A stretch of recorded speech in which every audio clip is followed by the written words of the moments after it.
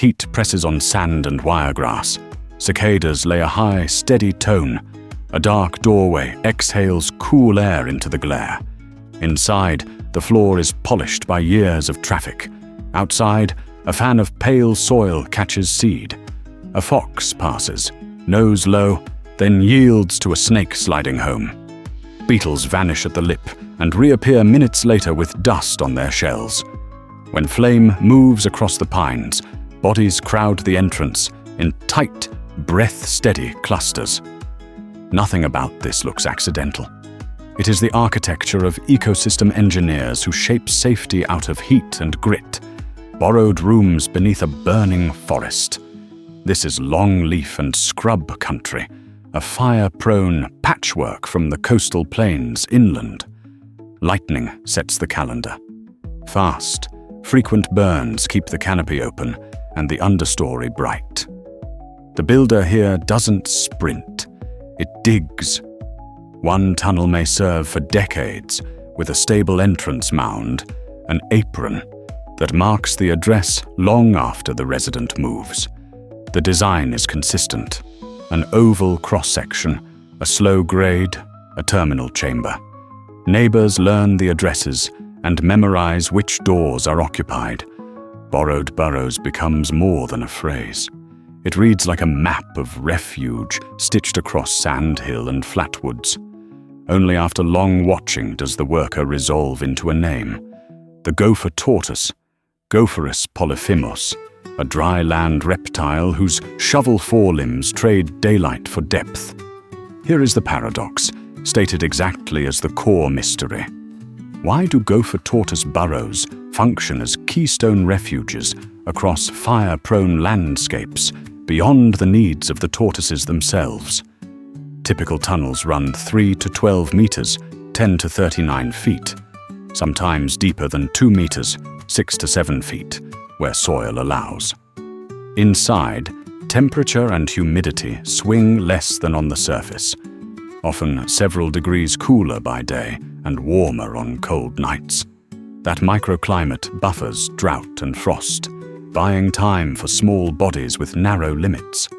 The doorframe's community. Field tallies list hundreds of associates: snakes, frogs, mice, spiders, crickets, many not obligatory but frequent. Eastern indigo snakes overwinter here. Gopher frogs breed in nearby ponds and retreat to these shafts between rains. Florida mice dig side chambers off the main tube. During fast-moving fire, vertebrates queue at the entrance or back into side pockets. Ash settles, heat passes, and the roll call resumes. What seems impossible to explain, the idea that one herbivore's tunnel upholds an entire neighborhood, appears again and again where the soil is right and the burns return on schedule. One hypothesis starts with physics: microclimate plus predictability. The tunnel reduces peaks in heat and dryness, turning lethal afternoons into tolerable hours. Because the structure is stable for years, neighbors can build routines around it. Daily commutes, seasonal retreats, even nesting choices. That reliability makes the burrow a core element in survival strategies for species that cannot dig as deep or as fast. Trade-off. In very shallow sands, stability declines. In hard pan, depth is limited. Refuge quality shrinks. A second idea is risk management at landscape scale. Doors cluster where digging is easiest, creating dense addresses that shorten the sprint to safety when flames or predators approach. Evidence suggests predators cruise these zones too, but the geometry favors the small.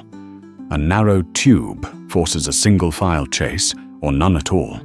Even scent plumes break differently underground, making tracking harder. The cost is crowding. During fire, bottlenecks form, stress and disease transmission may rise. Scientists still debate how often that cost tips the balance. A third possibility ties soil work to plants. The apron reflects light, warms early, and collects seed. Disturbance there favors annuals and nectar-rich forbs that differ from the matrix, drawing pollinators and the insects that feed birds and lizards. As residents come and go, they move nutrients from deeper layers to the surface. Feces in, shell flakes, shed skin, stoking a tiny biogeochemical engine. Over a colony, thousands of aprons stitch a mosaic of microhabitats. This is adaptation expressed as architecture, a digger's routine generating patches that raise biodiversity beyond the tunnel's mouth. Trade-off: if fire is excluded and shrubs close canopy, shade cools aprons and reduces these plant effects. The mosaic flattens. Threaded through all three is a moving constraint: density. At moderate tortoise densities, doors are near enough to matter and far enough to avoid overuse. Push numbers too low and the network frays. Push too high and soils erode, entrances collapse, and associates find fewer quality rooms. The same structure that multiplies niches can fail under altered burn intervals or soil compaction from vehicles. Outcomes vary by site. Cues can be untraceable.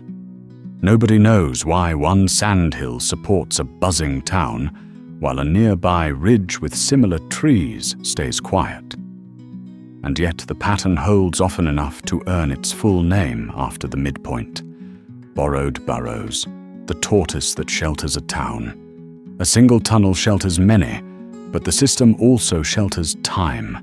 It preserves options when weather swings wide and when flame writes its quick script. The builder benefits directly: thermoregulation, predator avoidance, nesting. But the larger ledger runs beyond the shell. Associates find rooms, plants find edges, and the plane retains complexity that would otherwise have vanished. What lingers is a question that refuses to close. If one digger can underwrite so many lives, how much space and fire are needed to keep the ledger in the black? Ecosystem engineers do not act alone. They operate inside cycles of burn and rain, soil and shade. As climate and land use change, survival strategies will shift around the same doorways, testing the limits of adaptation. The tunnel exhales into the heat again. Tracks cross the apron and disappear down the oval dark. The resident holds the answer in muscle and timing, and the town waits for the next decision.